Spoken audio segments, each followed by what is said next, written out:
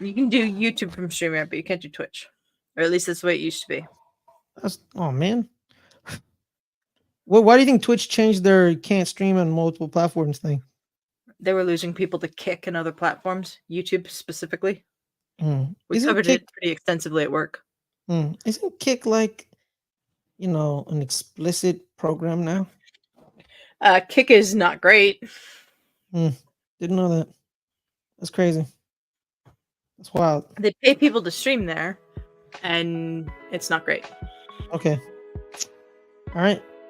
Let's get the show up and running.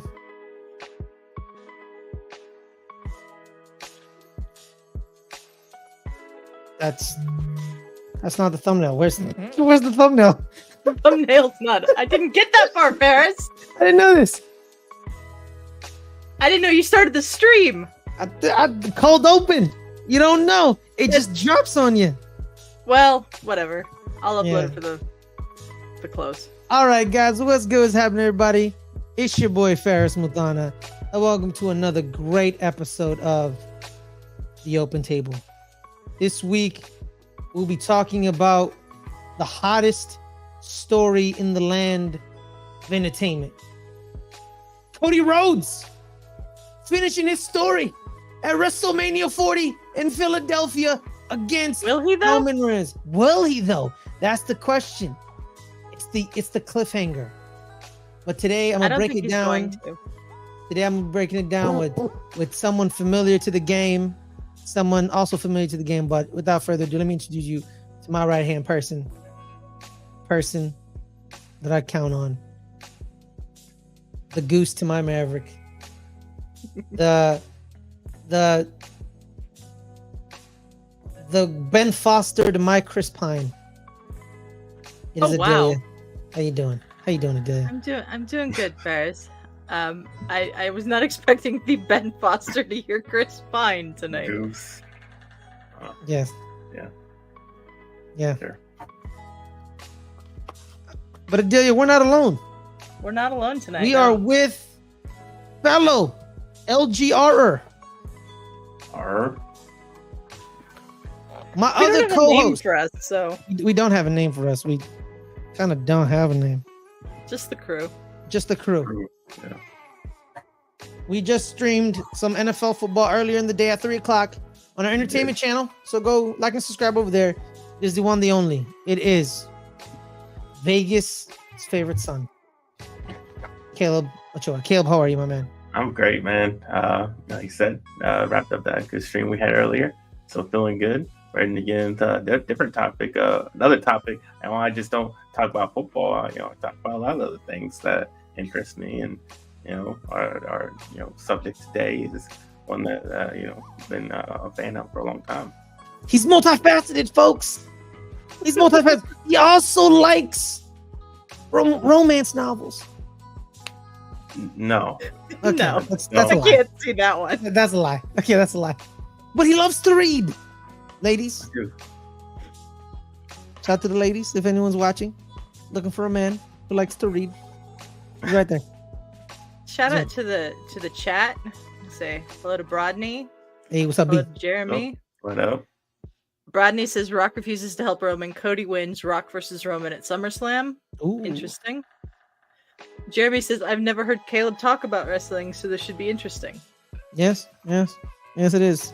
So, guys, before we get into modern day wrestling and the modern day story, right? I want to talk about our origins of falling in love with the art of wrestling and the storyline of wrestling. Let's start with our guest, Caleb. When was the first time you ever watched wrestling, and what grabbed you, what hooked you in? Oh, well, I mean, it goes back to when I was probably 4 years old, late 90s. Obviously, that's the big era between the Monday Night Wars of WCW and WWF. So I got right into it really early. Like, that was like one of the first things I watched it because my dad would watch it, my older brother would watch it. So I was right there, very young, watching some WCW because I was a WCW guy. We rarely watched WWF. So I just like, I just fell in love with the big huge muscle guys. just causing havoc in the ring. And that's why my favorite one was Goldberg. Just seeing him just crush people in just a few seconds. And that's what made me just get excited. I love seeing that. I love seeing, obviously I'm always a football fan. He was a former football player, going in there and just tackling someone. And that was his main move, was a tackle. So that just connected me on multiple levels. Him being a signature move being a football move. And that's what made me fall in love with it early on. And I was a big fan all the way up until probably middle school, because then I got too cool for it. I was like, that's for kids now. I stopped watching it probably throughout middle school. Then I came back to it like in high school. I started because I started like, well, I don't care no more. Now I'll switch back on, and I just randomly started watching it again. And now I was hooked on it again, because I was more of the ruthless aggression era, at least the end of it. So, and I was a fan of it for ruthless aggression. Yeah. So I was a fan for a while. I was watching every show, all the Monday Night, ECW, SmackDown. I watched every single show that I could, and then it got into the PG era, and it was just awful. It was awful. It was an awful era. It was one of the worst. It's a lot of money. They made a lot of money though. It's probably the worst era in wrestling history, and it was garbage. And so I just started watching TNA. Because I still wanted to watch wrestling. I didn't want to watch the garbage that WWE was putting out. I thought TNA was so much better, because it wasn't. But at least they had like decent wrestlers. It was different. It was different, man. It was different. At least they had like AJ Styles, who was the best wrestler at that time, in the game. So at least they had him, who was one of my favorite. Yes, Rodney. Rodney. That's John Cena era, and he's the big reason why I did not like the era, because I hate John Cena as a wrestler. I hate his character. Never liked him. Always thought he was overrated. Terrible. Well, I know why he couldn't wrestle though. So the problem is, here's what the problem with John Cena was. Yeah. John Cena could wrestle, but the issue is he followed instructions too much, in the sense where, so he tore his bicep. Remember when he tore his bicep and he came back for like Royal Rumble, when he tried to do like the hip throw on Randy Orton, right? So when he tore his bicep, afterwards, Vince McMahon, unfortunately, he told him, "Hey man, I can't have you not wrestling, because you're my cash cow. Like, you make me money hand over fist. So this is what you're gonna do in wrestling wings, so you'd never get injured." You basically told him, like, you can only do 5 moves. And John Cena didn't fight back. That's always been my issue with John Cena. He always tells these stories of like, oh, I should have turned heel against Edge at New Year's resolution. Edge should have won. I'm like, then why didn't you do it? It's because Vince told him no, and he said, yes, Vince. And then he should have fought more for more creative evolution. And that's my biggest issue with John Cena. Continue. Yeah. So I started watching TNA, and then I fell off of TNA when they started switching channels, and I couldn't really find it anymore. So that it was on Pop, then it was on Access, and then it went back to, and then it went still on Access. Now it's back on Access. No, it was on Access, then it came back to Access. Yeah, so I stopped watching it because I just couldn't find it. So then I just completely stopped watching wrestling altogether for a while. And then I kind of loosely followed it just through social media, saw the highlights of stuff, just casually, and that's how I kept up.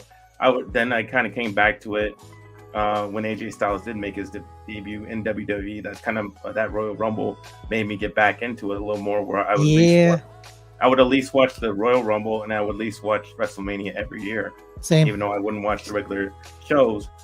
And then I did that for a few years, and just recently, probably in the last year or so, I think they've upgraded a lot of what they've been doing in WWE. I think a lot of the wrestlers are really good right now. I think the storylines are good right now, and I've gotten really into it, and I've been watching. I watch it at the gym a lot of time, usually with no sound, but I can see because they always have it at the gym. So I just started watching it, while it's on. And that's what got me back into it. So I've been watching it because it is on at the gym when at the times that I go, and I'm able to watch Raw and SmackDown at that time. And so I've been definitely into it. I just think the production has changed, because they've obviously had their changes in management. Haven't done. And so I've been liking it. I've been really liking it. I've liked this current storyline that they've been going with. Like the Rock that the Rock is back, and I'm really excited what's gonna happen to WrestleMania. All right, man. Same, bro. I'm with you, man. I'll tell you my story in a bit, but I want to know the story of the incomparable, the wonderful, the majestic Adelia, because I know something special because a little pretense. You did an assignment that was kind of like mobile with you, like that made you watch predominantly men's television. It made you watch wrestling, and then the men had to watch predominantly women's. All right, let me tell the story first. Yeah, you do your thing. My senior year of high school, I took a TV and film class, and we had a teacher who decided that we needed to understand advertising as part of television, and so he assigned it was a good, women. He needed, and we also needed to understand why certain programs were sent to certain demographics. And so he assigned the girls in the class all to watch professional wrestling, so WWF as it was at the time, and WCW. And the guys in the class all had to watch like Dawson's Creek and Felicity and shows like that. The guys were not happy about this. The girls were not happy about this. But I watched professional wrestling for a year, my senior year of high school. I don't remember a ton about it. I remember it being when the storyline in WWF was Stephanie McMahon was supposed to marry Test, but she actually ended up being married to Triple H. I remember that one. That one was crazy. I didn't fully understand it when I was young. I'm like, is that how people get married? I didn't know that's how people get. No, I was so confused as a youngster. I was so confused. I was like, this is crazy. That was crazy. I don't remember specific storylines in WCW, but I remember Kevin Nash and Scott Hall and Sting especially stuck out. We'll talk about Sting a little more in a little bit. But then when my senior year was over, I stopped watching after a while because I just couldn't keep up with it. Like, it wasn't that overtly interesting to me. I remember watching Nitro. Was it Nitro? The night Shane McMahon showed up on there. Oh. And then that was when they had bought WCW, and then I pretty much quit watching after that. And then I didn't start watching again. Bad rest test. Yeah. Bad rest test. And then I didn't start watching again until CM Punk showed up on AEW. And that crowd reaction to him showing up on AEW Rampage made me go, okay, I want to see what this is all about. I'd heard of AEW. I'd tried to watch a little bit of clips here and there, but it's hard to find AEW if you don't watch it when it's actually on TV because it's not streaming anywhere. So I never caught up with it, but that CM Punk moment made me go, okay, I want to see what this is about. And then I've watched AEW consistently ever since. And Dagan, our friend Dagan, shout out to Dagan, has gotten me into New Japan Pro Wrestling as well, which I watch all the time. So yeah, that's where I'm at. What about you, Ferris? So yeah, like it's the same way of baseball for me, right? I moved to America, and trying to immerse myself in American culture. One of the main things was baseball and pro wrestling, right? Back in the day, we would watch like old highlight tapes of like Roddy Piper. So like when we were in Yemen, overseas, we would watch the really old stuff, right? Because they finally old stuff. Like we watched Hogan, we watched Piper, Macho Man, Jake the Snake, like the really like 80s, 90s old stuff, Bret Hart. And then when I came to America, I started watching early 2000s Raw and SmackDown when SmackDown was on I think, Caleb, you remember this, when it was pre-taped on the CW. Yeah. It was on the CW on Thursday nights. Thursday night. Was it called CW back then? Yeah, it was the CW. It was Was it No. CW or the Yeah, I think it was like UPN. No, it was on UPN. It was on UPN. Yeah, UPN. Yes. UPN. CW. It's when they merged. So it was on Yeah. UPN every Thursday on UPN. I would watch. I would watch Girlfriends, and then I would watch SmackDown. Of course you did. So I would watch Girlfriends, and like it was UPN was like my one-stop shop. Like there was Girlfriends, there was SmackDown, there were the Parkers, you name it. I think it was. I watched it all. The Game, which was that. So I, fell in love with it, right? And with me, the way my brain works is when I fall in love with something, I go back to come forward, right? When I became an NBA basketball fan in 2010, I went back to come forward. Same thing with WWE. I went back, right? So I went all the way back. I went to Bruno Sammartino. YouTube was in its early stages, so a lot of stuff was on YouTube that legally is no longer on YouTube anymore because no one really understood what YouTube was. So like I would go on YouTube, look up random highlights, and it's like a random WWE match that WWE hadn't taken down because they don't fully understand how to now they know how to take down stuff. But back then you could find anything on YouTube. You could find anything on the internet. So I went back and then I came forward and I was the target demographic for John Cena. I was like, I want them shirts. Give me all them shirts. But that John Cena wasn't the John Cena I fell in love with. The John Cena I fell in love with was Word Life, Doctor of Thugonomics. Why would you? Wow. Yeah, no, because I'm like, hey, no, because I was a fan of Eminem, right? So I'm a cool Eminem. Like we have an Eminem cosplayer basically, but my favorite wrestler though. And I think it was underrated. It was Kurt Angle. Because I always found it crazy that the part of his story was he won that gold medal, right? And they would say, "Oh, he won it with a broken freaking neck." And I'm like, and then I assumed like, "Oh, that's crazy, right?" And then they showed you his neck scan at the Olympics, and you see the hairline fracture in his neck, and you're like, "Oh, that's real." So then that's when I was like, "Yo, this stuff is real." Yeah, it is real. It's real. And I fell in love with it. Evolution. Evolution was so cool. And I loved Evolution. I was the weird kid that Batista was my guy. Hell yeah. I mean, Batista, I was right there with Batista was my guy too. Like I love Batista. I like Batista. I like the big hulking guys. Like that was my thing. Is giant dude. So but here's the thing too. I was the weird kid that preferred SmackDown over Raw. No. I watched SmackDown. If I missed Raw, I didn't care. I watched SmackDown because on SmackDown, it was JBL, Eddie Guerrero. Eddie Guerrero, that's my man. Eddie Guerrero's my guy. Latino Heat. His famous, I think everyone knows this promo, his addicted promo, where he's telling Brock Lesnar that I'm addicted to, like he's addicted to this. And he just oozes the charisma. Like Vince McMahon didn't really like small guys, small wrestlers. He loved Eddie Guerrero because you could not love Eddie Guerrero. So it was Eddie Guerrero, Batista, John Cena was on there, Undertaker, Chris Benoit,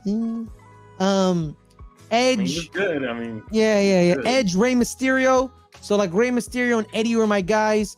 When they were beefing, it tore my heart apart. And then when Eddie said, when Eddie said, I'm this man's son, I'm this man's father, and they fought over Dominic, that was emotional torture. That was emotional torture for me. But yeah, man, Edge and the Hardys, seeing Jeff Hardy just, on a routine basis try to kill himself, jumping off anything known to man, and with drugs. That too. That hurt. But I remember the Raw where he hits Randy Orton and Randy Orton falls into this little area and he climbs up a scaffolding and he jumps off the scaffolding and you just hear a boom and they're being carted away and you're like, and all you see is this. All you see him do this is like he holds up his sign, and he's like, and then everyone just like loses their mind, like, yeah, I'm still here. But then I kind of got like y'all, man, I kind of like dipped away from it. I still followed it when John Cena moved to Raw when they drafted him during the draft. It was all cool and all. I still watched SmackDown because I was a big fan of Edge, and Edge on SmackDown was a menace to society. Decides to date Vicky Guerrero and then cheats on Vicky Guerrero with Alicia Fox, who played the wedding planner. He's always screwing somebody. Yeah, he's always screwing somebody over. Edge was just a menace to society. You can see what, like, he was just a menace. He was just a menace, and I loved every minute of it. Rey Mysterio's my guy. Love Rey Mysterio to this day. Forever Rey Mysterio. I wanted one of his masks growing up, but but I could never wear his mask because he had the cross in the middle of his mask. I'm not Christian, right? I can't wear the cross. It's disrespectful. So I could never buy one of his masks. I was very upset. But now I can buy his new ones because it's just a mask, which is cool. But then one night, me and my brother were like channel surfing on Thursday. This is when SmackDown moved to Sci-Fi, which they're on Tuesdays or Fridays. So we're like we're set, channel surfing. I don't know if you youngsters know what channel surfing is. You just get a remote. You are a youngster. I channel surf. I don't think you're allowed to say that. Well, I'm saying it for all of us, guys. I used to channel surf. Okay, calm it down. So I'm channel surfing, right? So me and my brother were like, all right, man, let's check what's on Spike TV. So we check on what's on Spike TV, right? And we're like, it's like wrestling's on. It's in the middle of a match, and you're like, what the hell is this? Like, what the hell's going on? So I see Kurt Angle wrestling in a match. And I'm like, yo, that's Kurt Angle. So I assume we're watching WWE. Like, I assume, I'm watching WWE. He's wrestling a dude with his face painted. Well, like his wife, like white face paint, weird looking things. I'm like, who the hell is he wrestling? So he is wrestling some random dude, with his face painted, with his white face paint, black little markings. Find out it's Sting. I love how you just called Sting some random dude. Yeah, I mean, I similarly found TNA that way too. Like, just I see Booker T. You're like, what's going on here? And he just it's crazy. No, because here's the thing, Adelia, right? So when I said I went back. So I also watched like Jim Crockett stuff and AWA stuff, and so I know Sting has blonde-haired, cap, like United States flag paint, right? Yeah. I didn't watch WCW, so I never saw the metamorphosis of Sting into the Crow. Sting. Like, I never saw that. So he's fighting some dude, and I'm like, and then I hear shout out to Don West. Don West like, skin with the Scorpion Death Drop. I'm like, Sting? What do you mean Sting? That's not Sting. Oh, Sting. Like, so I'm watching him and Kurt Angle wrestle, and I'm like, I thought this was WWE. Why is the ring not a square? I'm confused. They had the six sides. So I'm like, this is crazy. And then I started watching it every Thursday, and became a big fan of this redneck wrestler named AJ Styles, man. The phenomenal one. I loved him. Yeah, because they did the old X Division match. At the top, right? That was man. Like, so I started watching old TNA matches where there's the one TNA match where Home Dude is like, he walks across the cage and then does a Hurricane Rana off the cage, and it's awesome. And then there's the famous match with Christopher Daniels and Samoa Joe. So I just fell in love with Sting. Fell in love with AJ Styles. I knew I loved AJ Styles because of he goes into a program with Booker T. And if you know me, you'll find no bigger Booker T fan than right here. I rooted for Booker T when he was King Booker. You know what I mean? When he was cheating and like that's my guy. And I found it. I was rooting for the guy in the program against Booker T. That's when I knew AJ Styles was special, because I never rooted against Booker T. So when AJ Styles like jumped him while Booker T was wearing like a robe and he starts whooping his behind, I'm like, yeah, get him. And and then I remember when he left, I was distraught. He left, but then he came back as in like a more rugged person. Then he told Dixie Carter to screw off, and he like drove off with the belt. And then he showed up. He showed up in New Japan Pro Wrestling. He like disappeared for a couple years, and I found out he joined Bullet Club. You know, when Bullet Club used to be cool. It's no longer. I don't think it's cool no more. But that's just me. No, I hate Bullet Club right now. Yeah, it's not. Yeah, Bullet Club peaked when AJ Styles was there. They peaked with AJ, and then after AJ, Bullet Club is currently being run by the son of Fit Finlay. Yeah, David Finlay. No, see, no. It's not good. Absolutely not. Not good at all. But yeah, man, and I love TNA because it was different, right? It was 6 sides. The X Division, they cared about the small guys, so the X Division's matches were always awesome. Someone's always flying around. The Ultimate X match. Suicide was dope. Suicide was Homicide. Remember that? So Suicide was Homicide from LAX. Yeah. You know, so shout out to LAX, him and Hernandez. I loved Hernandez. Yeah, him and Hernandez. Seeing Hernandez just fly, that was amazing. And then my favorite tag team of all time is Beer Money. Oh yeah. Beer Money. It was so it's James Storm and Bobby Roode. They were one of the greatest tag teams of all time. And then another stable that I quite enjoyed in TNA. TNA had a lot of good stables. Was the British Invasion. The British Invasion, without Nick Aldis, who was named Brutus Magnus. Doug Williams, this old school wrestler who'd been wrestling for like years, like an indie guy. Everyone respected. He was like a William Regal type of. Yeah. And then big Rob Terry. Rob Terry was just like this massive human being. He was just like just a massive human being. Yo, the Beautiful People, that was a good stable. You know, the Beautiful People. Yeah, Angelina Love. That's probably the best. I would say for me that's my favorite women's stable of like any wrestling. Yeah, that's good. Yeah. Even when they added Madison Rain, right? Yeah. Adelia, did you watch Dilla? You didn't watch TNA, did you, Adelia? I didn't watch TNA, no. Yeah, you. Oh my God, You're talking about a bunch of stuff I know nothing about. Yeah, it was awesome, Adelia. They actually cared about women. They actually let the women wrestle. I've heard that their knockouts division has been the best for the longest time. No, when it was the Beautiful People versus Tara, that was a great feud. I love it. Gail Kim. Gail Kim. Her name was it Karma? No, it was Karma in WWE. He was Awesome Kong. Awesome Kong. Awesome Kong is cool. Because if you think about it now, that's kind of a bad name. Yeah. Not a very good name. Yeah, but her and Gail Kim. Had great matches. Yeah. They had the Motor City Machine Guns, Chris Sabin, cool. Alex Shelley. They're still in TNA. Yeah, I think so. Yeah, it was just pretty good. Who else?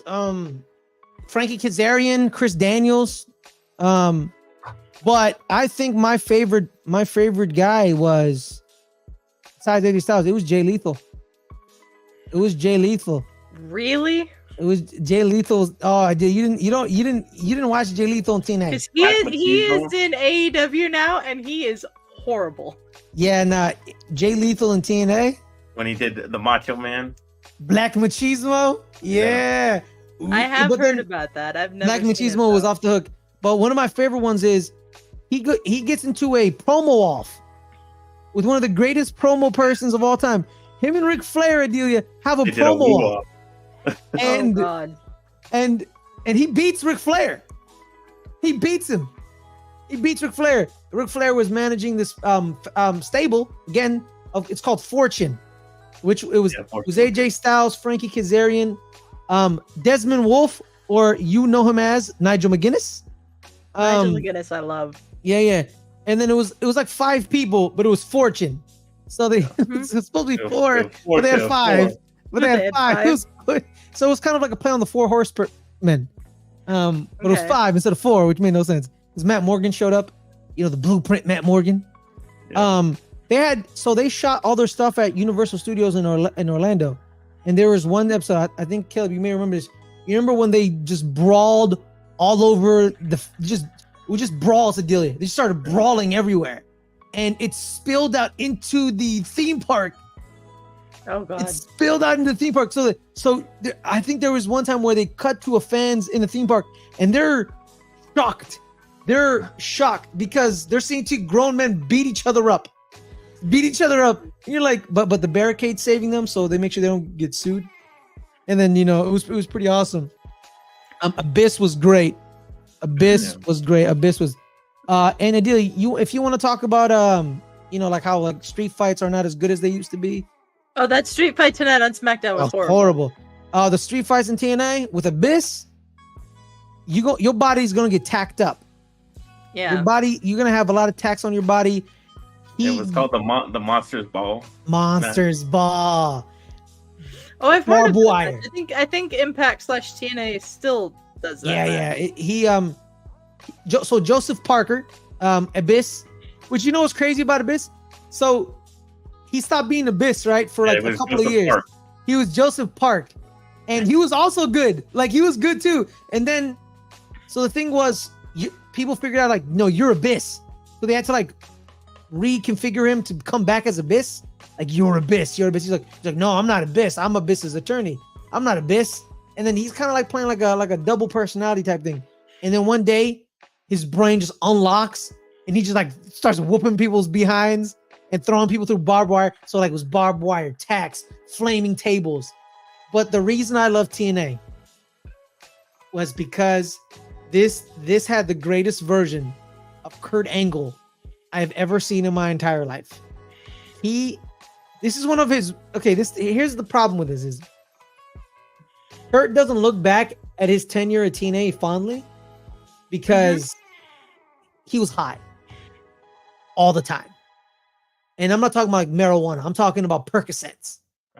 Like he's on pills. A lot of them were. Yeah. Like he was on Percocets left and right. And some of the stuff he would do, you're like, yo, you're insane. But he didn't care. He once did a moonsault off of a stage, and then he once dove off stage and took out Abyss. Him and Abyss had a program. And then he was just a lunatic. There was a storyline where he finds out his wife is cheating on him with Jeff Jarrett. But in reality, they had already divorced. So it was kind of like him and I think his wife and Jeff Jarrett had been married for like a year. Yeah. But Jeff Jarrett created the company. And it was, I love TNA, man. TNA was awesome. Main Event Mafia, Aces and Names. Main Event Mafia was awesome. It was awesome. I didn't like Kevin Nash. I don't like Kevin Nash. I'm not a big fan of Kevin Nash. Personally, I just think Kevin Nash, when he's on the mic, I want to like stick a needle in my eye. I loved watching Kevin Nash with Scott Hall in WCW, but like I don't really have much time for Kevin Nash now. Yeah, man, it was Scott Hall was the best part of them. Like, no offense to you. Yeah, like he was. Like Kevin Nash was as interesting as wet toilet paper. I'm sorry, Scott Hall was cool. Definitely very cool. Scott Hall was so cool. An entire race of human beings said, you know what? Sure, you're Cuban. It's fine with us. We don't care. We That's awful. Yo, when I found out he wasn't Cuban either, so yeah, Al Pacino wasn't Cuban either. I know, that's also awful. Yeah. Yo, man, when I found out, okay, continue. I was gonna say, let's move on to maybe some more recent topics since we're already a half an hour into the show. I'm sorry. I got. Don't talk wrestling with me. I'll talk all day.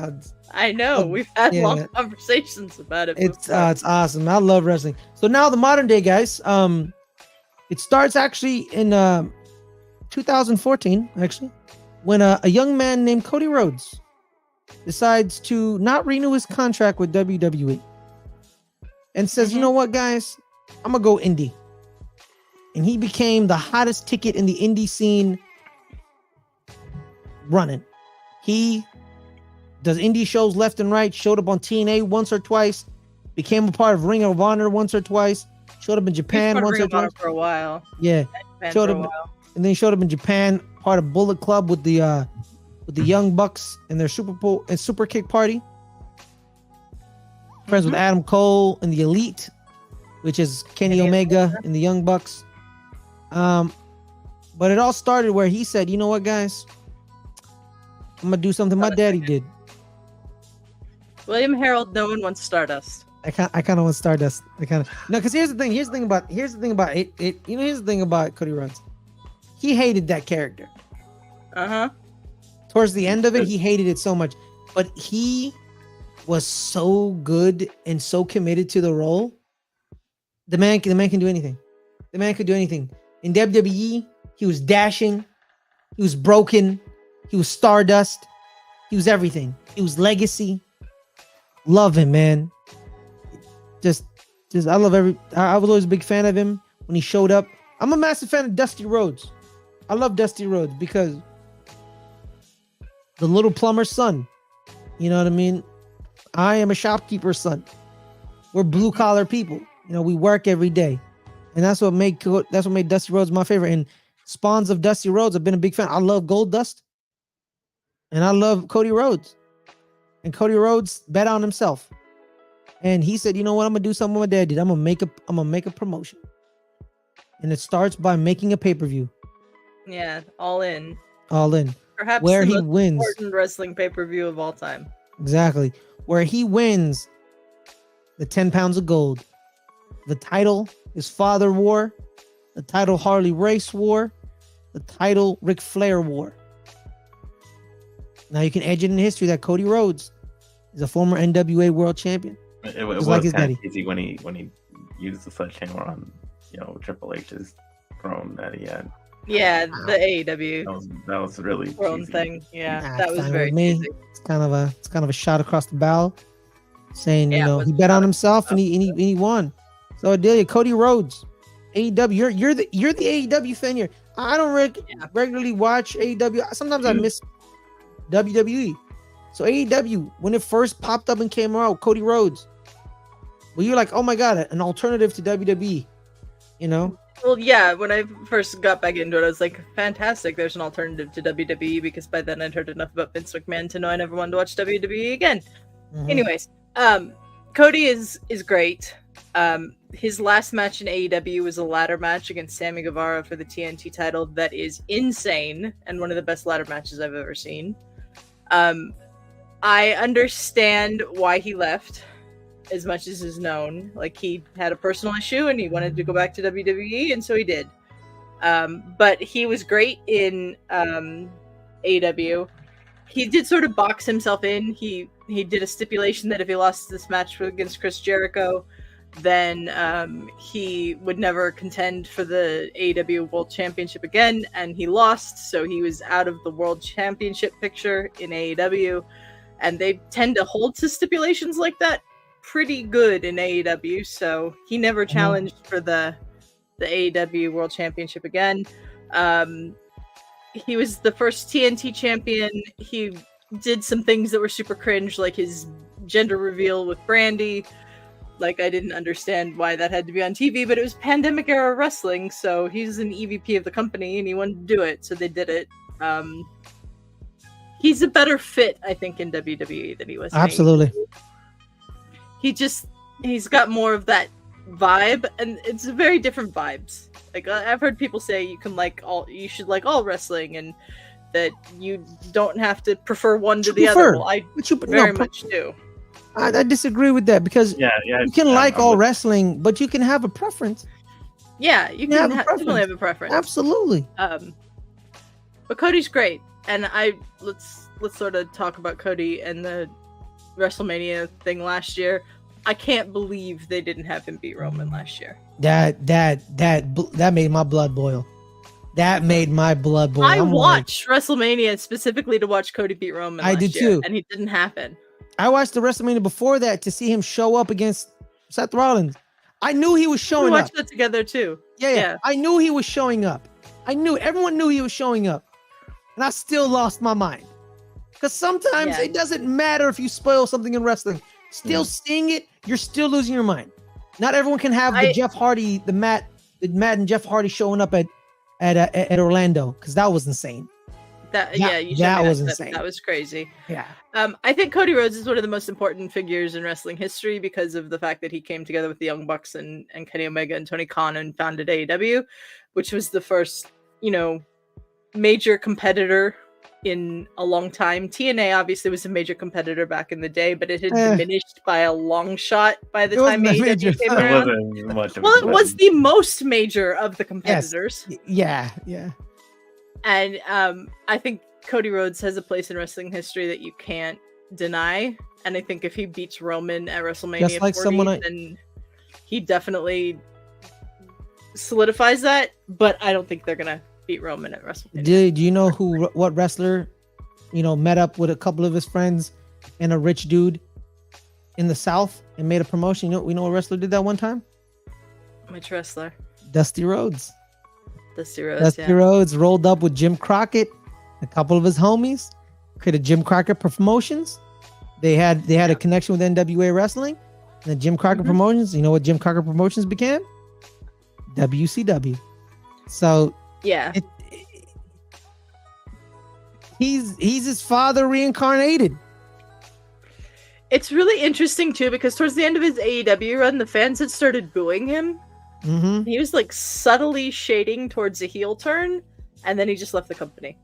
And a lot of people, I think, speculate that they wanted him to turn heel and he didn't want to do it, and that's why he left. I don't think that's why he left, but he's much better as a babyface in WWE than he ever was in AEW. Just like his dad. His dad never was a heel. His dad was always the one getting jumped by the Four Horsemen. They were jumping him, Ric Flair. I mean, he was a heel. Cody? Dusty? No, Dusty. When was Dusty a heel? Dusty was always a heel.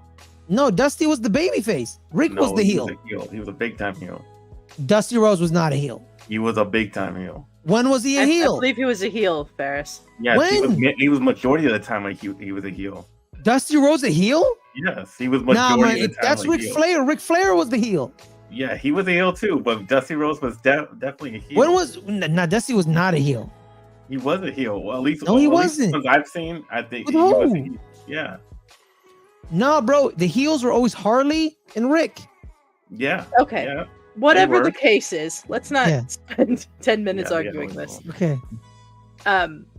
Caleb, what are your thoughts on Cody and the storyline going on right now? Yeah, I mean, obviously, I wanted him to win last year. I'm sick of Roman Reigns. I'm never liked Roman Reigns. I think he's completely overpushed. His entrance overrated. takes like 20 minutes. Drives me nuts. You're not supposed to like him, guys. You're not supposed to like him. I know, but it's not like I don't like him because he's a heel. Like, because I never judge wrestlers on whether they're heel or, the face of the heel. I like him because I like him. That's not why I don't like him. I don't like him because he sucks. I mean, that's just the way to blame. He sucks. Like his moves are garbage. I echo those sentiments pretty much. I mean, his special move is a punch. I mean, that's his finish. And a spear. Again, the two worst ones you can have. You just said you love Goldberg because of it. The simplest finishers you can have, which attributes to why he sucks. So why do you like Goldberg? I do like Goldberg, but he has a spear. I know. I like Goldberg for a different reason because I think he had the look. You're next. His entrance was amazing. I think he is the greatest entrance ever. Yes. Like I said, I just connected with it as a kid, and just more nostalgia for him. But I recognize he wasn't a good wrestler. He was an unsafe wrestler.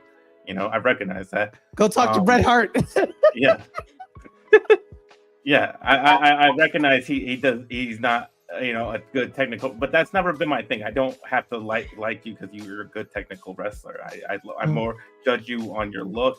I judge you on your promos. I judge you on I judge you on just the cool factor. If I think you're cool, then I'm probably gonna like you. And I don't think Roman. I think he's lame as hell. His moves are lame as hell. He's not good on the mic. Yeah, and I really want him to lose. So I want Cody to win. But I kind of agree with you, Adelia. I think that's why they're going to make this 2-night. Him wrestling on 2 different nights. They're going to give him the win the first night, and there's no way. Whoever wins, they're not going to win back to back. One's going to win one night, one's going to win the second night, and that's how it's going to go. And it's probably going to go where they win the tag team match, but he's going to lose the title again, and it's going to be Roman continuing. See, I think that tag team match is very interesting with the way that they set it up tonight in that 40-minute long opening segment on SmackDown that was incredibly long. If the Bloodline wins the tag match, then I think Cody's beating Roman. Mm-hmm. But if Cody and Seth win the tag match, there's no way Roman's losing. Yeah, exactly. That's how I feel. It's like neither one of them is going to win back to back. I think, honestly, I think it's going to be Bloodline rules in night number 2, where all hell breaks loose. It's going to be Bloodline rules. The Rock is going to win. They're going to lose. They're going to lose the tag match. Like The Rock and Roman are going to win the tag match, which you know what, I'm fine with. And if you make the Bloodline rules match, like, because he said it's Bloodline rules, like, you know, Jay may be the ref. You know, there's no rules. Not Jay's not in the Bloodline anymore. Jimmy. It's Jimmy. It's Jimmy. Damn. I thought I finally had it down, but I didn't. No. They've been tricking me for 15 years, guys. 15 years. I've been tricked. So yeah. So Jim, yeah, like I think you guys are right. I think they're gonna split the matches. I did laugh very much on the SmackDown tonight when Rock said he'll have Solo sing the national anthem. that would be hilarious. Fun fact: they don't actually sing the national anthem at WWE pay-per-views. They sing "America the Beautiful." You know why? Started on that. You know why? Because Vince McMahon hates Star Spangled Banner. Apparently, I didn't know this, which is funny to me. But hold on, yeah, I can't. I don't think The Rock is on Roman's side. Nah, I don't. I think there's the betrayal that's going to happen, and they will have a match. Yeah, but I don't think that it's got anything to do with the outcome of Cody beating Roman at this point. Because The Rock is out. The Rock is out for The Rock. Yep. He ain't out for nobody else but The Rock. The Rock is el numero uno. You know what I mean? So yeah, I mean, that's what gives me hope that, you know, Cody can win, because maybe he interferes some way, you know, it goes the wrong way or screws Roman. Yeah. So, but here's the thing, man. I want a clean finish though. I want Cody to beat him clean. If he beats him clean, I don't think Cody's going to beat him clean.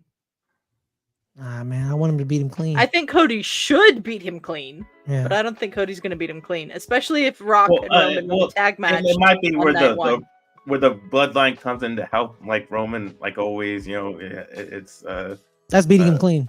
Jay and Uso, or Jay. What's his name? So Jimmy. Jay is with Cody. Yeah, no, the other brother.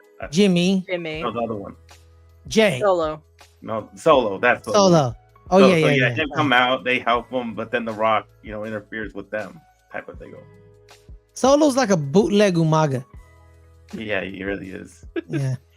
I miss Umaga so much. I love Umaga. I love Umaga. Umaga was awesome.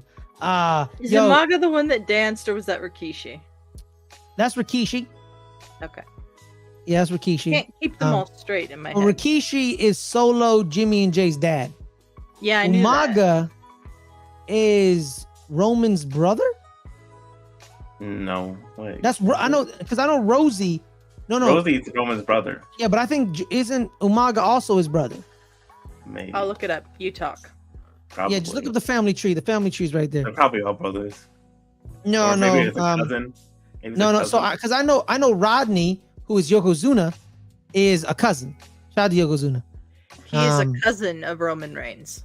Yeah, see, that's what I thought. He's Umaga, yeah. He is the uncle of the Usos and Solo Sikoa, and a cousin of Roman Reigns. Oh, he's Rikishi's brother. He's Rikishi's brother. Rikishi's brother. Okay. Yeah, he's Rikishi's brother. Cool. Nice. His mother was the sister of the Wild Samoans. Yes. And his two older brothers were the Tonga Kid and Rikishi. Yes.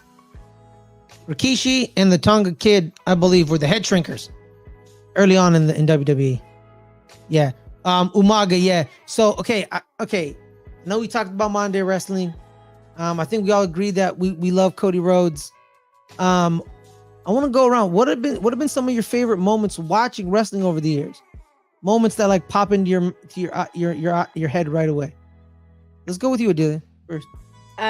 Well, Well, Sting's on my mind this weekend because this weekend's Yes. his retirement match, and I've really loved watching Sting in AEW.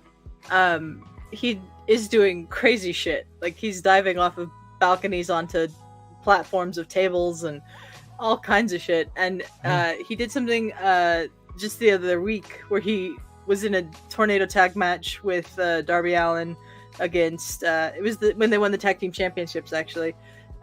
Against Big Bill and Ricky Starks, and he climbed up. They're in the arena. He climbed up the stairs of the arena, and you're like, "Where is he going?" Because the match is down here, and he climbed up onto the balcony over the entranceway to get onto the floor, and he just dove off it at them. Like they didn't even look like they were ready. It was pretty crazy. And then, yeah, Jeremy's right. Sting coming down from the rafters on Dynamite this week one last time. It was pretty cool to see. I'm really interested in what they're going to do at Revolution because he said he's going to make it very memorable for his last match. So, Sting and Darby Allin versus the Young Bucks for the Tag Team Championships. And that better be the main event because if it's not, I think everybody's going to be mad. My favorite Sting moment was when he was wearing a Sting mask and he punched Kurt Angle, took off the Sting mask, and had the Sting face paint. Oh, he's done that a few times, yeah. He had the Sting mask on, and then it's actually been him, yeah. Yeah, he did that in TNA first, and that made me laugh. There was a moment where he so it was I think he did that in WCW first, actually. Probably. Oh yeah. But no, he did. Yeah, you're right. My favorite thing is with Sting is it was when the Dark Knight was released. I know you two bringing up the Dark Knight, y'all have strong feelings. One of you loves it, the other one hates it. He made Sting a little bit jokery. No, he made Sting. He was Joker's Sting is fun. Joker's Sting is fun, and that always made me laugh. I also liked him in Main Event Mafia where they convinced him to join, and he he got rid of the face paint, and he only had his face. Was pretty good. Caleb, moments in wrestling over the time that stick to your mind when comes to your head. Probably the first WrestleMania I watched that actually paid for and was able to watch all the way through because I never watched any of the pay-per-views because my dad never get the pay-per-views. Same.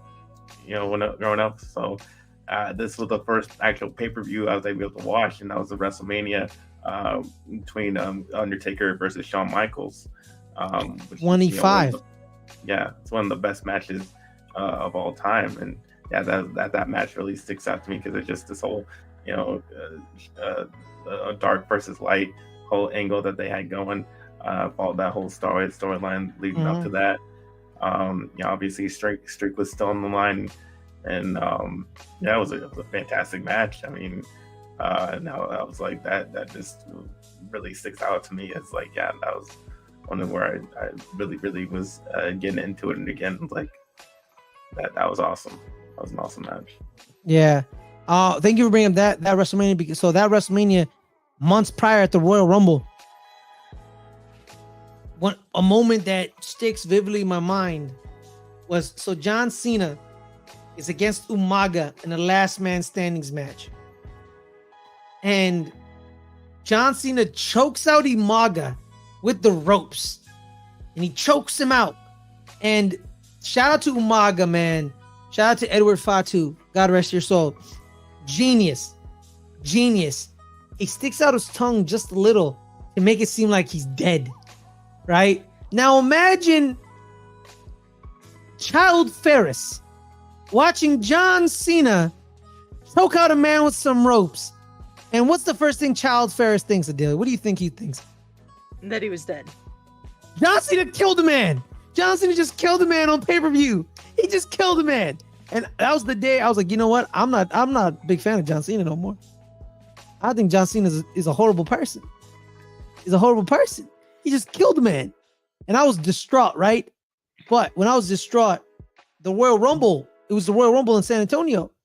And it gets to the end of the Royal Rumble. Shawn Michaels and Taker have a match.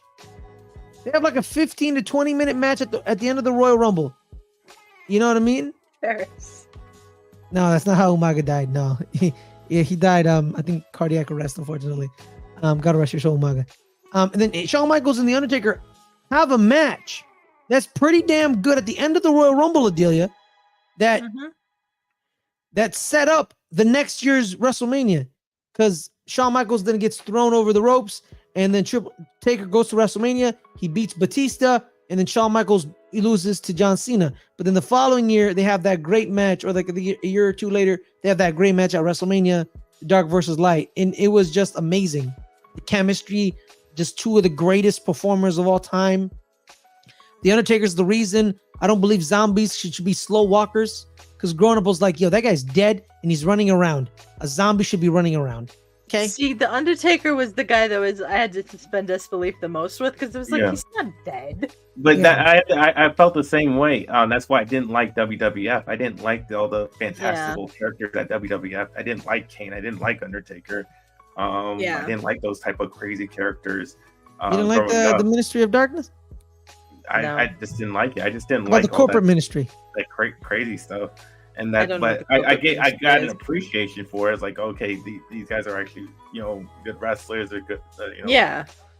And that's why I started to really like them later on when I grew up. But as a kid, I just did not like any of that stuff. I just like the regular, you're a wrestler and that you're just like an exaggerated character of yourself. Yeah, I remember when Kane set MVP on fire. Oh Jesus! It was an Inferno match. You remember the Inferno matches, Caleb? Yeah. And the first Inferno match was him and MVP, and he lit MVP on fire. And I'm like, they lit MVP on fire. That's crazy. That's wild. Yeah, man. But it was wild. So another moment we can let's swing by. Let's get like another moment for each one of us. I was a big fan of when Eddie Guerrero won his title. Fun fact, he won it in San Francisco, which and the stadium he won it in still stands. It's the Cow Palace in San Francisco at No Mercy. He beat Brock Lesnar. It was one of the best moments I ever watched. God rest his soul, man. I miss Eddie Guerrero, man. I miss him so much. And the reason I love pro wrestling, Adelia, is it's the only medium that's made me laugh, made me happy, it's made me cry. Regularly.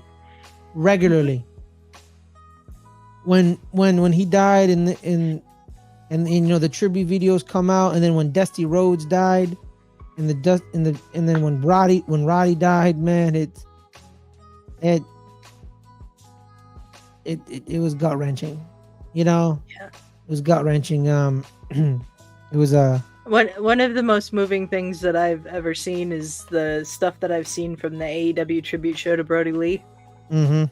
Like he died, and they spent the next week, screw the storylines, screw the scheduled matches, screw our plans. We're just going to spend the whole show dedicated to Brody Lee, and it was incredible. Yeah, that's when like I think Jeremy just put in the chat when they confirmed Bray Wyatt's death. Bray's death was big. Oh my god. I kind of like tailed off on the modern day wrestling. But there was always a wrestler that I always kept my eye on. And that was Bray Wyatt. When he was the weird cult leader with Brody Lee and Eric Rowan. He had it was a great entrance. It was a great it's one of the greatest entrances, Caleb, ever. Oh my god, it's perfection. Whoever said, you know what, you should do this, either it was him or someone in creative, I don't know who it is, whoever did it, I thank you. It's one of the greatest entrances of all time.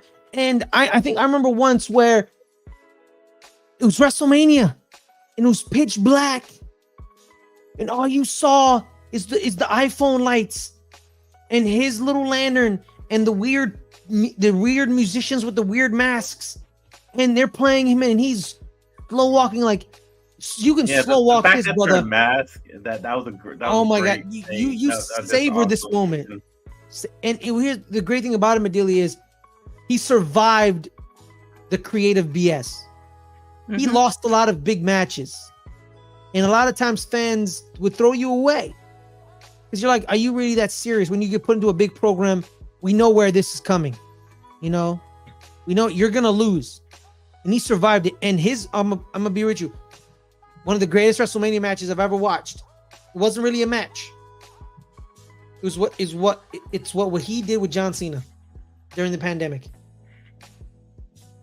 When because it was unique as something that we'd never, besides, obviously they had the Undertaker, AJ Styles, that kind of movie-like match, and then they did it again with the, John Cena and Bray Wyatt. Yeah, it was definitely different to see. It was weird, because they just how it all came together. But yeah, definitely. It was amazing, man. It was amazing.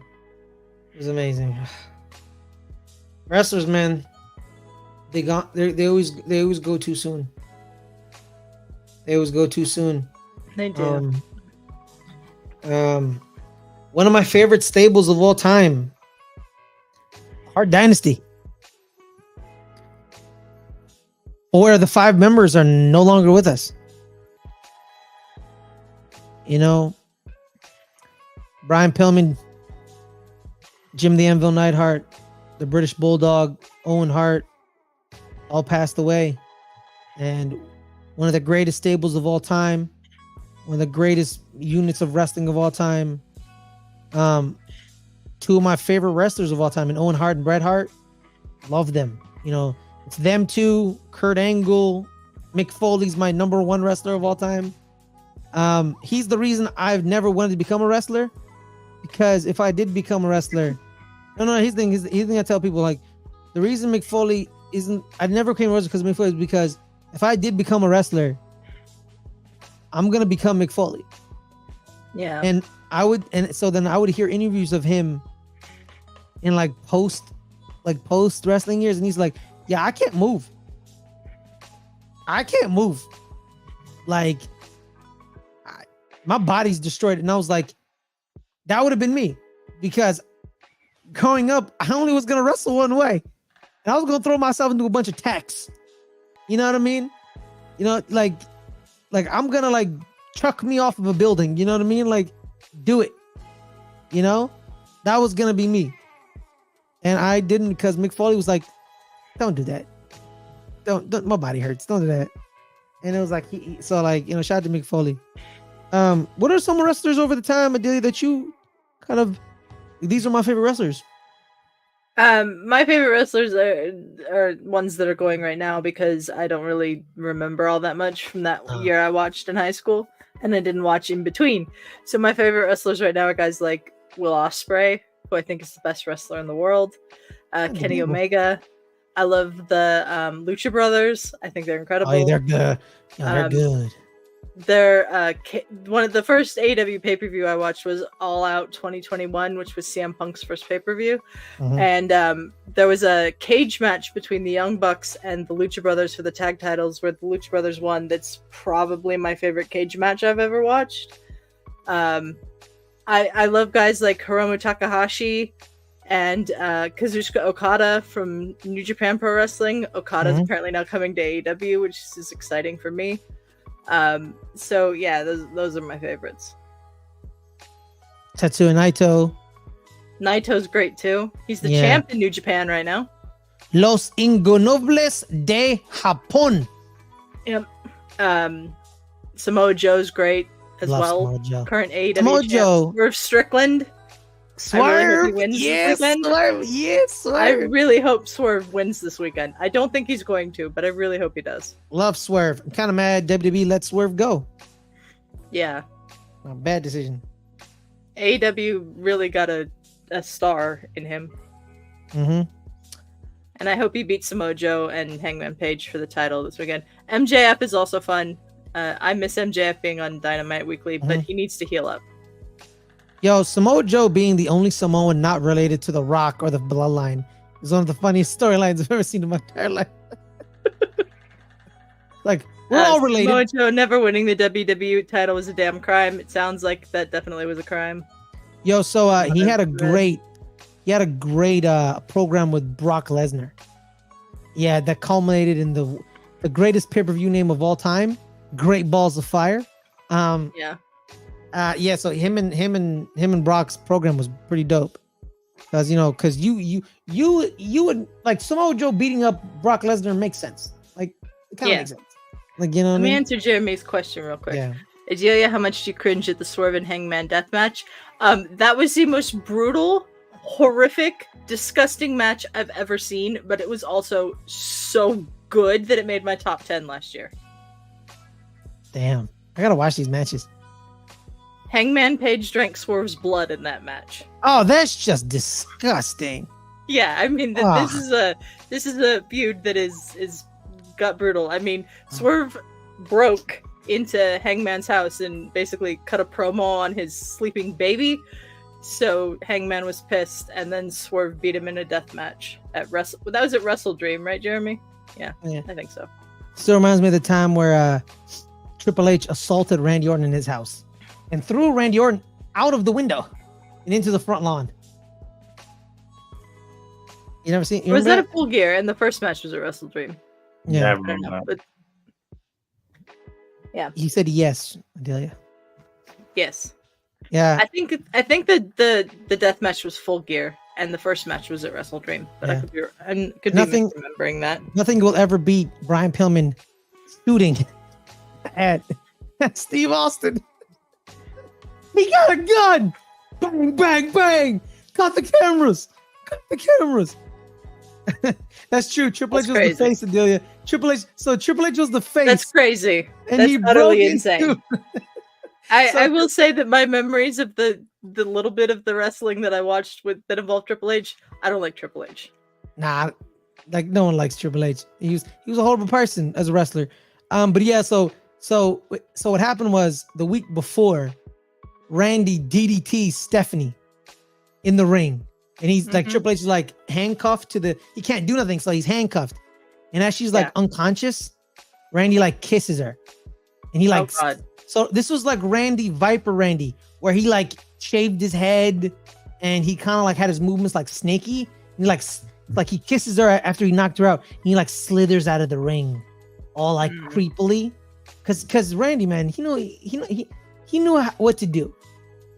Like Randy he always had an attempted murder charge when he was in a feud. He tried to kill John Cena once with like pyro, where so Triple H breaks into his house, Adelia, the face, breaks into his house and chases Randy around. So Randy, every time Randy's like wife had to be in a program, his wife was never in the program because they always got an actress, you know? So Triple H has a sledgehammer and he like catches Randy's wife and he said, "Where is he?" And he's like, she's threatening him and she like points in the direction where he goes. And all you see is like Randy jump out from a closet. he just jumps out of a closet and attacks Triple H. And they fight in his living room. They break his table. And then Triple H then like throws Randy into a wall, breaking a wall. And then I think that he hits him with a TV. And it was great. And then all you see is they cut to a camera outside. You're like, oh, why are we outside now? All you see is Randy Orton gets thrown through the window, Adelia, and he goes through some glass and onto the front lawn. And I'm like, and then all you see is Triple H jump out of the window, and he just starts beating up Randy in the front lawn. Did he? And then the cops tackle Triple H. And they arrest Triple H. Crazy. They arrest Triple H and hawk him off to jail. It was awesome. It was awesome, man. So Caleb, man, one more moment that pops in your mind that you loved, and then we'll end the show off with our top wrestlers of all time. We sort of started already doing that. That's true, but a former. So Caleb, how about you give us both your moments and your top wrestlers? Well, I guess I'll start with top wrestlers.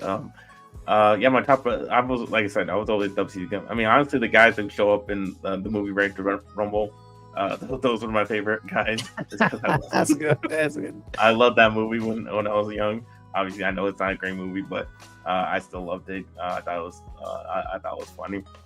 So yeah, all those guys, Goldberg, Booker T, Sting, Diamond Dallas Page, I loved. All those guys that were in that movie, I loved it. And then just growing up, when I went back and watched, obviously when WWE Network was there, watched a whole bunch of other stuff, and that's when I gained appreciation of The Rock and Stone Cold, because I didn't really watch WWF. And then they really became like, oh my god, like these were awesome guys, and I wish I would have watched it live at that time. Especially their feud that they had, like it's one like great promos, and that's my moment of that whole I think it was at WrestleMania, the Rock versus Stone Cold feud. That was a great promo that they played right before the match, and it just you're so hyped, like, oh, this is awesome. And the match was great. So that was definitely a moment I had to go back and watch to appreciate. So definitely, obviously Stone Cold Rock, greatest of all time to me. And then obviously current, like I said, I love all the TNA stuff. We've been talking about. Loved AJ Styles. I always thought AJ Styles was the best. That's why I came back when he came back. Well, when he entered in WWE, because I always thought he was the best wrestler out there. And and just currently, and obviously I'm like everybody else, I'm very much into LA Knight. I think he's awesome. I think he's a great mixture of The Rock and Stone Cold. So I'm definitely loving him. And loving a lot of what they've been doing. So that's why I say my favorite guys are. Adelia, Paris. Your wrestlers list. I gave it to you already. You just gave it. It's your turn. Oh, you just wait. What? You asked her before you asked me. Yeah. And I said it's going to be guys from this era that I'm watching now. Will Ospreay. Oh yeah. Omega, My bad. all them. No, because we went into a story mode about Swerve. Listener. No, because we went into a story about Swerve, and I was like, oh, story about Swerve. Yeah, shout out to Will Ospreay, or what Seth Rollins affectionately calls him, that broke bitch. He's not broke anymore. No, he ain't. No, he ain't. Yo, Seth Rollins hates that man. He hates him. It's funny. It's funny. I don't know if it's real or not, because I don't know what's real or not with Seth Rollins anymore. I don't. Like, he be in an interview and I'm like, are you telling the truth? Do you I'm confused here. I'll tell you what seems to be real is Seth Rollins' hate of CM Punk. Yeah, I think that's real. That's real. I don't know about the Ospreay hate. Yeah, I think the Ospreay hate's like fake, where it's like I think he's just friends with him, I think. But I don't know. That shit's hilarious. I don't know. Shout out to Seth and Becky. Shout out to Sethy. Or Beth. Beth? No. Beth. No, Beth. Seth and Becky. Just say Seth and Becky. Nah, we don't need to make a portmanteau of their names. Nah, man, why not? We had Brangelina. And I hated that. I hate portmanteaus of people's names. Why? Because they're terrible. So you won't accept Crunt for John Krasinski and Emily Blunt? No, I will not. Okay. Ferris, your favorite wrestlers. We've been trying to get to this. All right, yeah, man. It's Mick Foley, number one. Because with Mick Foley, he had. Okay, so there was Mick Foley. There's Cactus Jack. Yeah. There was Mankind. And there was Dude Love. I could say my top 4 wrestlers are those 4 guys. What's up there? I could say that, but Mick Foley's number one. I loved his evolution. I love how he didn't stay stagnant. My favorite is the introduction of Dude Love, where Steve Austin's like, I need a partner, and he's like, hey yo, Steve-O, it's your main man, Dude Love here, and I'm coming to save the day. You wait for me, Steve-O. It was amazing. So Mick Foley, love Bret Hart. I love Bret Hart. Bret Hart as a face is good. Bret Hart as a heel is better. Bret Hart, when he was the most hated man in America, was the greatest thing in the world because he was also the most beloved man in Canada.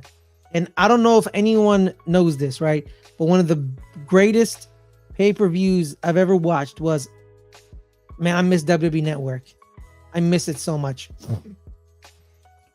You would watch the In Your Houses. You would go to your inner houses and be like, oh, let's go do the In Your Houses. Hi, Brandy. There's an In Your House called In Your House Stampede. They do this In Your House in Calgary. It's during the Calgary Rodeo. So they called it In Your House Stampede. And they do this like 6-man tag match with the Hart Dynasty, who are the bad guys, against Steve Austin and a couple of his like mates. It was like Steve, Gold Dust, the Road Warriors, and like the Road Warriors and some other person. It was like a 10-man tag. You know, the Hart Dynasty, it was Brett, Jim, Davey, Brian Pillman. It was like, I think it was an 8-man tag, but then, and they're booing Steve Austin so bad, right? It's one of the greatest things I've ever seen in my entire life. So Steve Austin, so the Hart family's sitting at ringside, and they were told to intervene on occasion. So Brett's older brother gets a little overzealous, and it hits Steve Austin for real a couple of times. And Steve is mad, like, yo, what the hell going on? And they had to take Steve Adelia off TV during the match because they wanted to make sure everyone know that Steve is the good guy. Steve is the good guy, and Brett's the bad guy. But the booing was so bad. You know what I mean? So yeah, you're right, Brian. Bret Hart. Yeah, Bret Hart is my favorite. Sorry. AJ Styles is another one of my favorites. Stone Cold and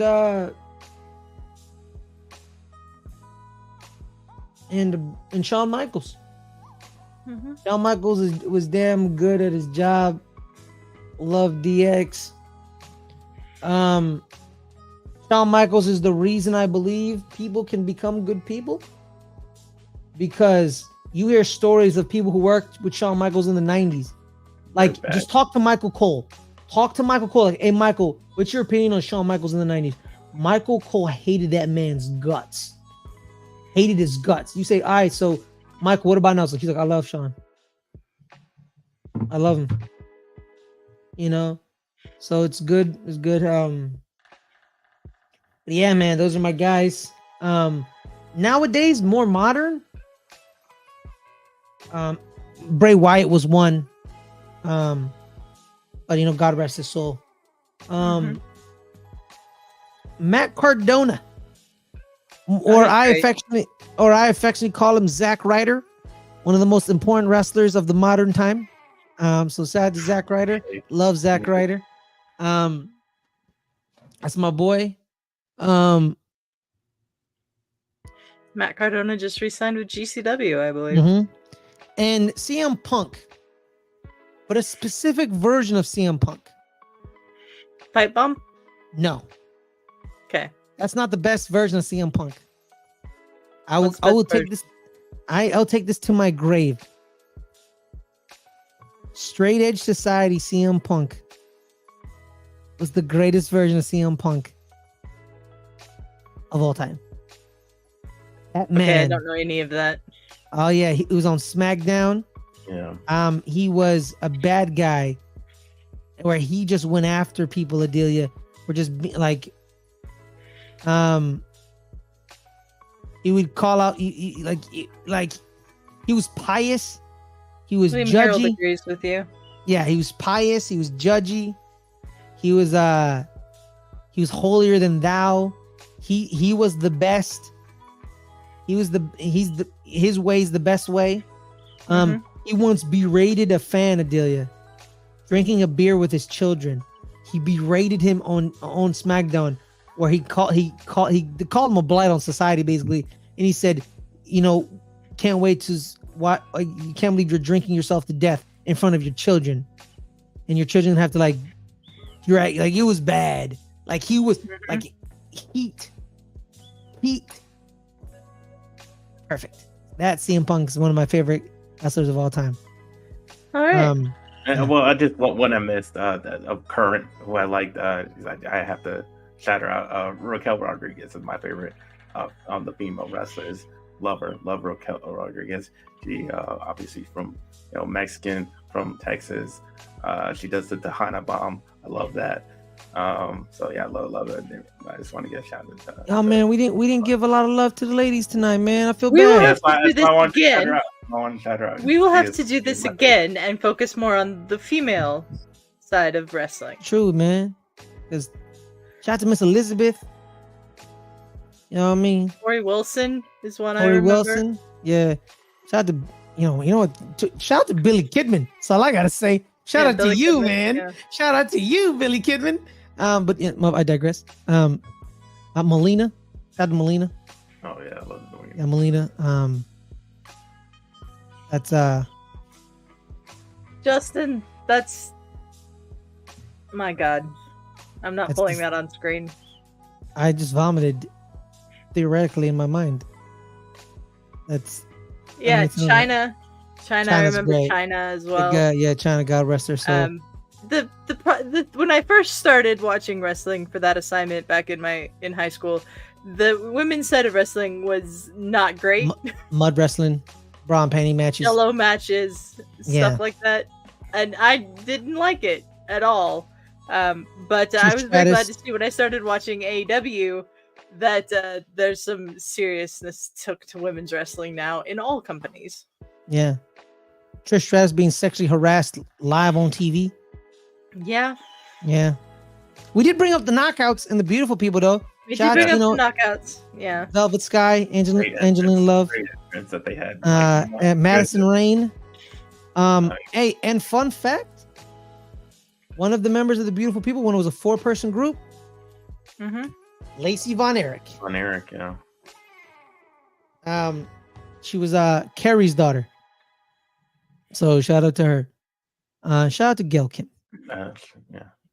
But the way the beautiful people got in that ring, I mean, okay, all right, Caleb, we're trying to be. We keep talking about this. We'll be talking all night, and we're already an hour and 20. All right, Adelia.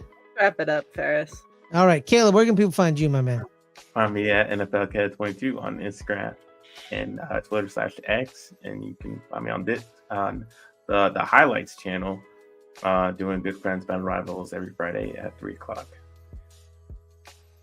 Adelia. The highlights channel, Tuesdays 3 p.m. Pacific, starting 11. Me and Snark review the English Premier League. There are links to all of these channels in the description of this episode. Thursdays on this channel, 3 p.m. Pacific, the Rewatchers Council. Ferris, Snark, and I going through Buffy the Vampire Slayer episode by episode, reviewing all 144 episodes. We're up to the premiere of season 2. We got delayed this week because I couldn't record because I got a prepare to evacuate order because of a grass fire. Thankfully, didn't have to actually evacuate, but so we were off this week, but we'll be back next week. And this show, Fridays, 8 p.m. Pacific, on this channel. Do not miss it. Ferris. Guys, my name is Ferris Muthana. Find me at Ferris Muthana on Twitter. Every Friday, 3 o'clock Pacific on our sports channels, Good Friends, Better Rivals, like Caleb said, as well as here, 8 o'clock Pacific, 11 o'clock Eastern on Opening Table. So there's that. And then coming up on Saturday, live, 2 o'clock, Scrum Down. Me, Adelia, gonna watch some rugby. So boom, shake the room. Can't wait. Yep. All right. On that note, everyone, thank you guys so much for joining us. Make sure to hit that like button, hit that subscribe button. We're at 800. Yeah, Brandy's right. We're going to be doing a watch along of the Oscars on this channel on March 10th, but it's not going to be the men of the crew. It's going to be me, Brandy, and Star. We'll be critiquing the fashion and watching the ceremony at the same time. What on earth are they wearing? Oscars watch along. I love fashion. I know, but this is a girls only stream.